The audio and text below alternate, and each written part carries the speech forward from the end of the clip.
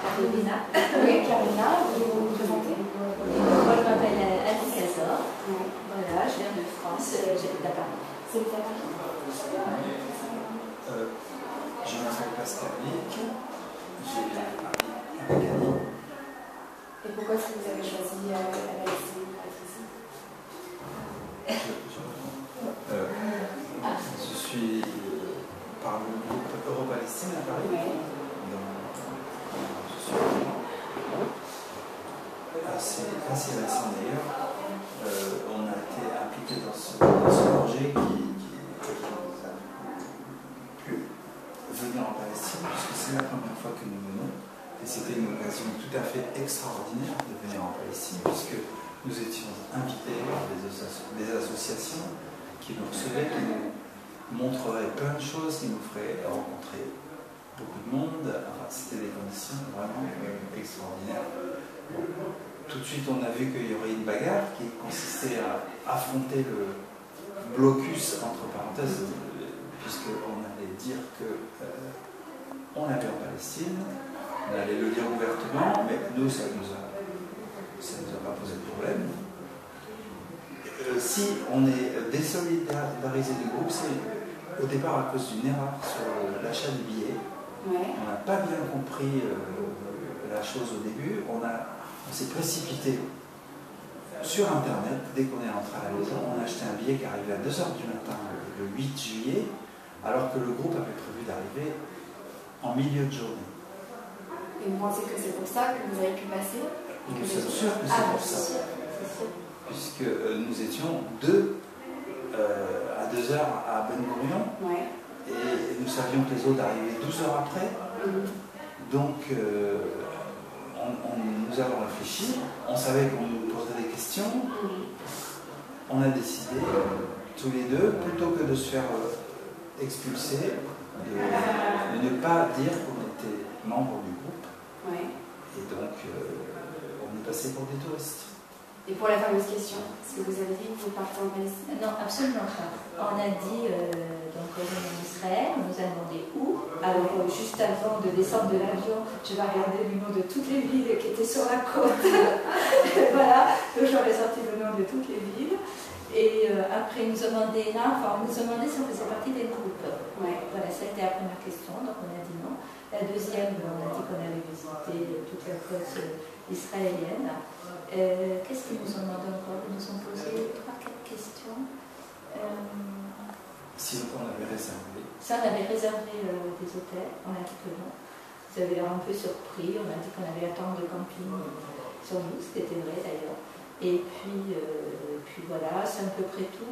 C'était deux personnes qui nous ont interrogés, deux jeunes qui n'avaient pas l'air vraiment convaincus de ce qu'on leur disait, mais qui n'avaient pas l'air trouver trop d'importance non plus. Pas l'air d'avoir les éléments dont ils avaient besoin pour nous bloquer.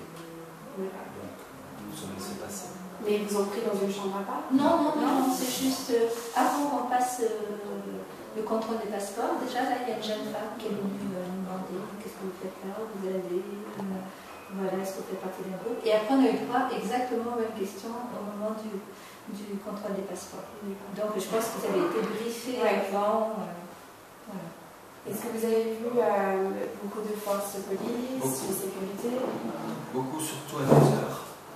À 2h du matin, beaucoup moins à 8h, parce que nous sommes restés à Ben Gurion après le passage, parce que c'était la nuit, et parce qu'on voulait un peu savoir comment ça allait tourner. Nous, on était passés. Parce qu'on avait appris la veille qu'il y avait des gens qui avaient été bloqués, je crois que c'était en Allemagne ou en Suisse. Les deux. Les deux, voilà, le jeudi 7, ou même le mercredi 6. Les gens avaient déjà été bloqués à ce moment-là. Et nous, on ne savait pas si les Français allaient pouvoir partir de l'aéroport de Charles de Gaulle. On pensait que oui, qu'ils seraient bloqués en Israël, mais on ne pensait pas que les compagnies aériennes françaises allaient céder aux pressions israéliennes. Franchement, on ne pensait pas. Donc, on s'est dit, on va les attendre à l'aéroport. Et après, Pascal m'a dit, mais même s'ils arrivent, on va les mettre à part, ils ne vont pas passer par la sortie normale. Alors, il y avait énormément de journalistes, de caméramans, et j'ai eu un peu un moment envie d'aller Ben-Gurion pour lui dire qu'est-ce que c'est que tout ce déploiement de caméras.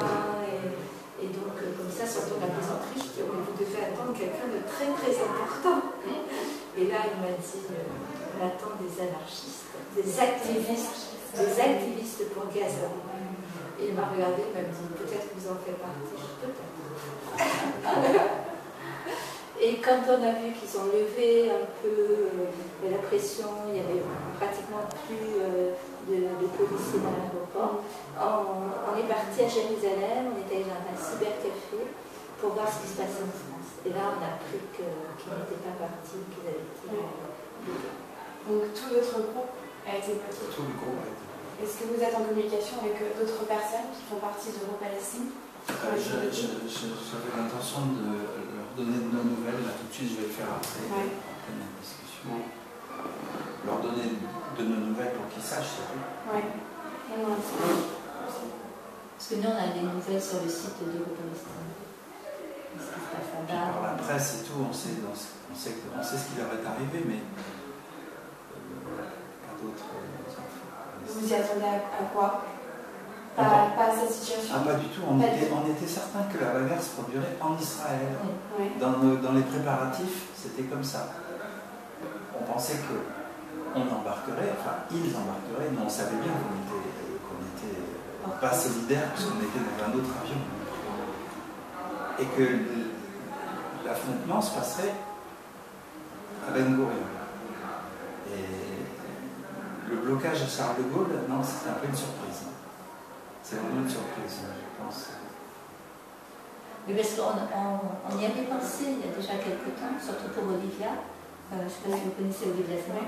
Et quelqu'un t'avait dit qu'il fallait qu'elle prévoie un avocat qui, éventuellement sur place, si on lui faisait des histoires, un avocat qui la soutienne. Parce qu'en fait, ce qu'on pensait pour Olivia, c'est qu'ils allaient l'interroger assez longtemps pour qu'elle rate l'avion, pour qu'elle puisse plus monter dans l'avion, l'avion aurait été parti. On pensait ça pour elle, on ne pensait pas pour tout le monde. Qu'il bloque le groupe à Paris, là, c'était inattendu.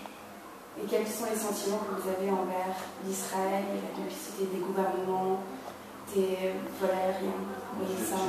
Je vais dire le mien. Oui. Écartement le plus total. Oui. Pas d'autres mots. C'est absolument. Je n'ai pas de mots. Je trouve ça écœurant. Je te trouve bien gentil dans ton vocabulaire. Je suis bien gentil. Oui, parce que d'habitude, tu ne dis pas ça. Et même tout à l'heure, il a été interviewé par des journalistes israéliens et il a pu déverser sa haine pour le comportement des... J'ai de la haine pour personne. Non, je n'ai pas dit pour les gens, pour le comportement de la politique. Oui, de la politique israélienne. Et vous allez faire quoi pendant... Vous restez une semaine? On reste 2 semaines. 2 semaines. 2 semaines. Et vous allez suivre le projet? Oui, voilà. Si on nous propose de le suivre, on va le faire. Sinon, on se promènera tout seul. On a quelques contacts en Cisjordanie. On va bien profiter pour connaître le maximum de choses ici. C'est très intéressant. Très, très intéressant. On est vraiment très, très content d'être là. C'est tout à fait extraordinaire d'être là. Et tout à l'heure, il y a un jeune palestinien qui m'a dit, vous êtes venu pour visiter quoi? Je dis, ah non, mais nous, on est venu pour rencontrer les gens, les Palestiniens. Après, si on a le temps, on va peut-être faire une visite, mais c'est pas pour ça qu'on est venu. Il avait l'air très content de la réponse. Et pourquoi cet intérêt pour la Palestine maintenant? Je vais répondre moi. Alors, vas-y. Non, parce que chacun son point de vue. Pas maintenant, c'est un intérêt très, très ancien, qui est venu petit à petit. Je pense que c'est un problème qui concerne beaucoup, qui n'est pas un problème externe à la France, c'est un problème qui concerne complètement la France, et je suis un citoyen français, et la collaboration de nos gouvernants avec Israël est une chose absolument scandaleuse pour nous. Et je me sens impliqué puisque la France est impliquée. Donc je ne peux pas. J'ai besoin, moi, personnellement, de me désolidariser de mon gouvernement et de façon visible.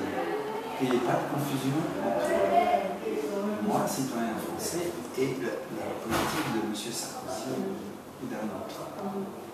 C'est nécessaire pour moi.